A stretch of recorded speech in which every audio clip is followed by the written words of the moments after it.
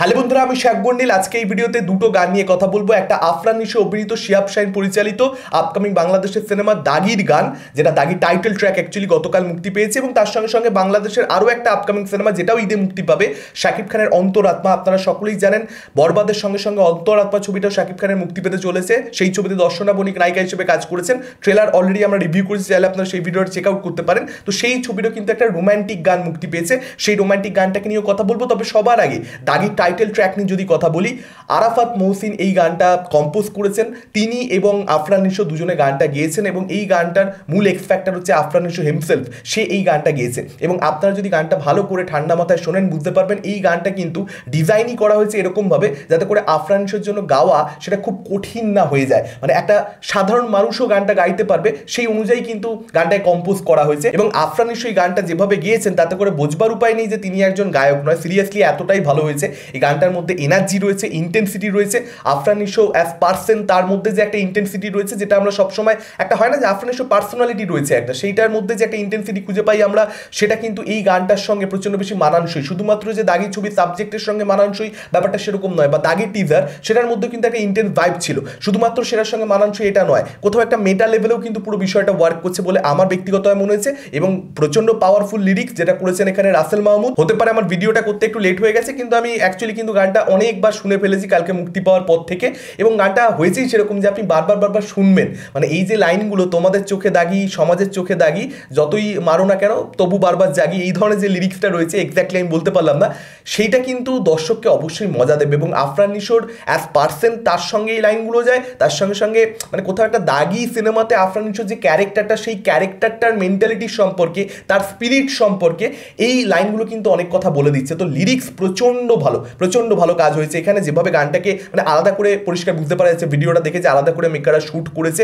শুধুমাত্র বিষয়টাকে লিরিক্যাল তারা করে রাখতে চায়নি। যেমন বরবাদের টাইটেল ট্র্যাকের ক্ষেত্রে আমরা রিসেন্টলি দেখতে পেয়েছি যে সেখানে কিন্তু মানে যা স্ক্রিনে, ব্ল্যাক স্ক্রিনে সেখানে একটার পর একটা লাইন আসতে থাকছে, সেই জিনিসটা কিন্তু এখানে করা হয়নি।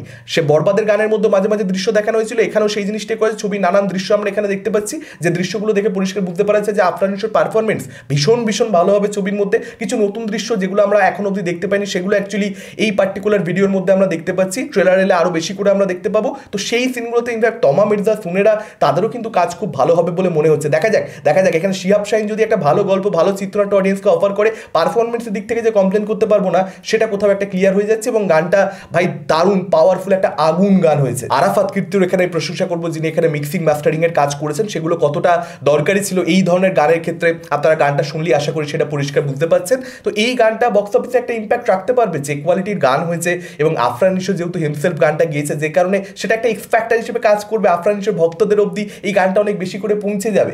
সকলে একবার, যারা হয়তো এই সিনেমাটা দেখবার কথা ভাবছে না, তারাও নিশো গানটা গিয়েছে ভেবে, যারা হয়তো খুব বেশি হলে যায় না, তারাও ভাববে যে একবার গানটা শুনি। এবং সেখানে হয়তো তারা কোথাও একটা মনে হলো যে হ্যাঁ ভাই এটা তো ভালো হতে পারে, এই ছবিটা তো জমবে মনে হচ্ছে, তাহলে চলো একবার হলে গিয়ে ঈদের সময় ছবিটা দেখে নিই। তো সেই দিক থেকে কিন্তু প্রমোশনাল পয়েন্ট অফ ভিউ থেকে মেকাররা এই গানটা আফরান নিশোকে দিয়ে গাইছে, ভীষণ ভালো একটা স্টান্ট। এবং তার সঙ্গে সঙ্গে কিন্তু গানটাকে যেভাবে শ্যুট করা হয়েছে, যেরকম লাইটিং হয়েছে, রিয়েলি ইমপ্রেসিভ। আচ্ছা, এবারে কথা বলবো অন্তরাত্মা টাইটেল ট্র্যাক নিয়ে, এবং এই গানটাও কিন্তু ভীষণ ভালো হয়েছে। মানে আমি অবাক হচ্ছি যে অ্যাকচুয়ালি পরপর বাংলাদেশের যে সিনেমাগুলো ঈদে মুক্তি পাবে, প্রত্যেকটা সিনেমার প্রমোশনাল মেটেরিয়াল একটার পর একটা কিন্তু ইমপ্রেস করতে থাকছে। আমি খুব অবাক হচ্ছি, কারণ অন্তরাত্মার থেকে কিন্তু আর বেশি এক্সপেকটেশন ছিল না। শাকিব খানের বহু পুরনো ছবি, যে সময়ের ছবি, সেই সময় শাকিব খান প্যারালালি বেশ কিছু এমন ছবি করেছে গলুইয়ের মতন, যেগুলো আমাকে খুব একটা মানে আমার খুব অদ্ভুত লেগেছে কেন শাকিব খান সেই ছবিগুলো সত্যি বলতে করতো। কিন্তু অন্তরাত্মা সেই সময় ছবি হয়েও কোথাও একটা কিন্তু লেট করে প্রমোশন শুরু করলেও সেদিক থেকে আপনি কমপ্লেন করতে পারেন, ক্রিটিসিজম করতে পারেন, কিন্তু যেগুলো আনছে সেগুলো কিন্তু প্রমিসিং।